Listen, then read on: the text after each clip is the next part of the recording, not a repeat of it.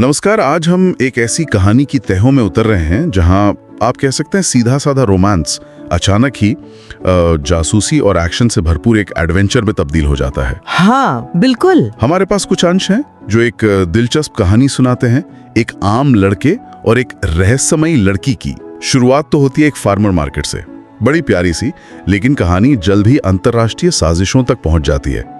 चलिए इसे परत दर परत खोलते हैं आज। और यहाँ दिलचस्प बात यह है कि कैसे कहानी सुनने या देखने वाले की उम्मीदों के साथ खेलती है। एक जानी पहचानी रोमांटिक शुरुआत होती है और फिर धड़ाम सब कुछ पलट जाता है। हाँ, ये रोमांस और थ्रिलर का जो मिश्रण है ना, वो अक्सर दर्शकों को बांधे रखता है, बड़ा अनप्रिडिक्टेबल सा। बिल्कुल। कहानी का हीरो है कोल, एक सीधा थोड़ा भावुक सा लड़का जो वर्जीनिया में अपने माता पिता के साथ रहता है और फार्मर मार्केट में काम करता है। यहीं उसकी मुलाकात होती है सैंडी से। थोड़ी नोकझोंक होती है पहले, जैसा कि अक्सर होता है फिल्मों में, लेकिन फिर दोनों में बात बन जाती है। कोल को लगने लगता है कि शायद यही वो लड़की है जिसका उसे इंतजार था। द वन वाली फीलिंग आ जाती है उसे। ये जो मीट क्यूट या प्यारी पहली मुलाकात का सेटअप है, ये बहुत क्लासिक है रोमांटिक जॉनर में।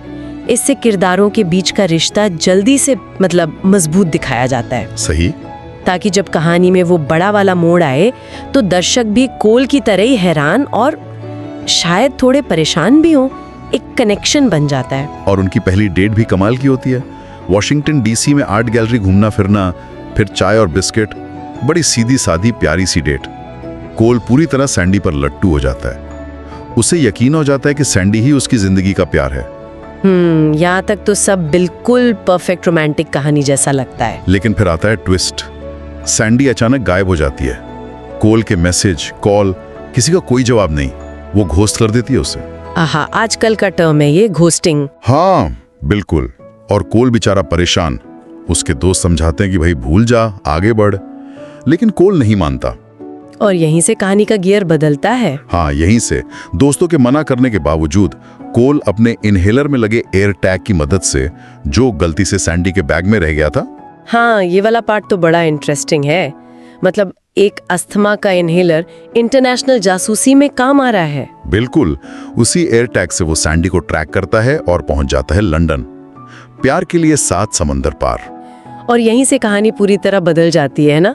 रोमांस पीछे छूट जाता है और एक रहस्य उभरता है। अब सवाल ये नहीं कि डेट कैसी थी, सवाल ये है कि सैंडी कौन है और वो गायब क्यों हुई। कोल का लंदन जाना कहानी को एक नए और कहना चाहिए खतरनाक मोड़ पर ले आता है। खतरनाक, आप कह सकते हैं जानलेवा।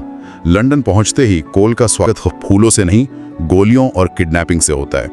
कुछ हथियारबंद लोग उसे पकड़ लेते हैं।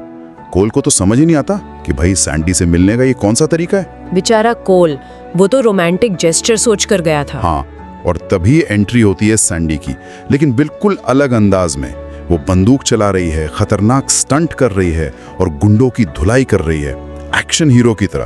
कोल तो बस भौंचक्का रह जाता है। और फिर होता है बड़ा खुलासा। वही पता चलता है कि सैंडी असल में एक सीक्रेट CIA एजेंट है। वो किसी मिशन पर थी। ये खुलासा कहानी का केंद्र बिंदु है, उसका हार्ट है।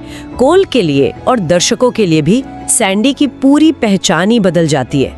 वो प्यारी आर्ट गैलरी घूमने वाली लड़की अब एक ट्रेंड जासूस है। सोचिए कोल पर क्या बीती होगी। बिल्कुल। और अब उसका मिशन सामने आता है। टैक्सोनोमिक्स नाम का एक शक्तिशाली डिजिटल डिवाइस है, एक तरह का बायो वेपन कह सकते हैं। उसे ले फैज नाम के एक खतरनाक आतंकी के हाथों में जाने से रोकना है। तो अब कोल, जो बस अपने प्यार की तलाश में निकला था, वो इस खतरनाक इंटरनेशनल जासूसी मिशन का हिस्सा बन जाता है, अनजाने में। हाँ, और वो बार बार मुश्किल में पड़ता है। जाहिर है उसे लड़ना नहीं आता, जासूसी की ट्रेनिंग नहीं है। बिल्कुल, वो तो फिश आउट ऑफ वाटर का सटीक उदाहरण है। एक आम इंसान जो असाधारण परिस्थितियों में फंस गया है। पर उसका नजरिया दर्शकों को कहानी से जोड़े रखता है। हम उसी की आंखों से ये सब देख रहे होते हैं। और मजे की बात यह है कि कभी-कभी उसकी यही अनाड़ीपन या मासूमियत सैंडी की मदद भी कर देती है, अप्रत्याशित तरीके से। हाँ, वो कुछ ऐसा कर जाता है जो कोई ट्रेन्ड एजेंट सोच भी नहीं सकता। और इस बीच सैंडी भी, जो कि एक कठोर एजेंट है, वो कोल की मासूमियत और उसके लिए उसकी सच्ची परवाह देखकर पिघलने लगती है, थोड़ी सॉफ्ट होने लगती है। सही कहा। यहाँ किरदारों के बीच का भावनात्मक तनाव भी बढ़ता है। एक अनुभवी दुनिया देख चुकी जासूस और एक भोला भाला दिल का साफ लड़का, उनके बीच की केमिस्ट्री एक्शन के साथ साथ डेवलप होती है। कहानी आगे बढ़ती है तो हमें सैंडी के बारे में भी और पता चलता है।